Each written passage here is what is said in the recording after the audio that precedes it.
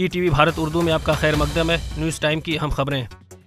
France के सदर ने रफ़ा पर मुमकिना इजरायली हमले के खिलाफ अपने मौक़िफ़ का इजहार करते हुए कहा, अगर रफ़ा से फ़िलिस्तीनियों का जबरी इनखला कराया जाता है तो वो जंगी जुर्म के तौर पर देखा जाएगा। रफ़ा में इस वक्त कम अज़ कम 15 लाख फ़िलिस्तीनी गज़ा जंग की वजह से पनाह लेने पर मजबूर हैं।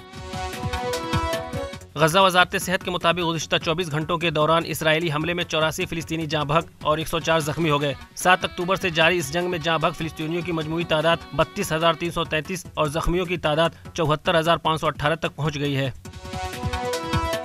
बीजेपी ने इत्तवार को लोकसभा इंतखाबात के लिए 111 उम्मीदवारों की 5वीं फहरिस्त जारी कर दी, जिसमें कंगना रनावत को हिमाचल प्रदेश के मंडी से उम्मीदवार बनाया गया है। पीलीभीत से वरुण गांधी को टिकट नहीं दिया गया है, जबकि सुल्तानपुर से उनकी मां मेनका गांधी को उम्मीदवार बनाया गया है। लोकसभा इंतखाबात के लिए कांग्रेस ने 6ठी फहरिस्त जारी की है, जिसमें राजस्थान से 4 और तमिलनाडु से 1 नाम का ऐलान किया गया है। तमिलनाडु में पहले मरहले की वोटिंग 19 अप्रैल को होगी। नवमुंतखब जेएनयू स्टूडेंट यूनियन के सदर धनंजय ने कहा, जेएनयू के खिलाफ प्रोपेगेंडा किया जा रहा है और मुल्क को फिरकावाराना तौर पर तकसीम करने की कोशिश की जा रही है, जबकि जेएनयू मुल्क और आइन को बचाने के लिए हमेशा खड़ा रहेगा। तमिलनाडु के डीएमके एमपी गणेश मूर्ति को मुबैना तौर पर कीड़े मार दवा खाने के बाद अस्पताल में दाखिल कराया गया। गणेश मूर्ति 2019 के लोकसभा इंतखाबात में डीएमके के टिकट पर मुंतखब हुए थे। नेशनल कॉन्फ्रेंस के सदर उमर अब्दुल्ला ने कहा, साल हर साल से जमहूरियत के फकदान ने अवाम को ज़बरदस्त मसाइल और मुश्किलात से दोचार कर दिया है और ये सिलसिला हर गुजरते दिन के साथ बढ़ता जा रहा है।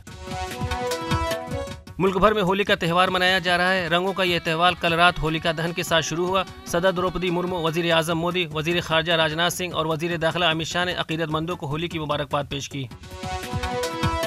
होली के दिन उज्जैन की मशहूर महाकाल मंदिर में आरती के दौरान अचानक आग लगने से 14 अफराद जख्मी हो गए। उज्जैन के कलेक्टर ने मामले की जांच का हुक्म दे दिया है।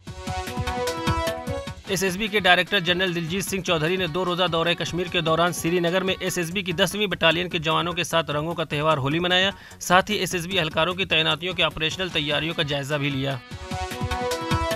आईपीएल 2024 के मुकम्मल शेड्यूल का ऐलान कर दिया गया है। फाइनल मैच 26 मई को चेन्नई के एमए चिदम्बरम स्टेडियम में खेला जाएगा। पाकिस्तान के बाएं हाथ के तेज गेंदबाज मोहम्मद आमिर ने बैनुल-अक़वामी क्रिकेट से रिटायरमेंट वापस ले लिया है। आमिर ने 2021 में तमाम तर्ज की बैनुल-अक़वामी क्रिकेट से रिटायरमेंट का ऐलान किया था। इससे कबल इमाद वसीम ने भी रिटायरमेंट वापस लेने का ऐलान किया था। खबरों की ताज़ा अपडेट्स के लिए लॉगिन करें www.etvbharat.com।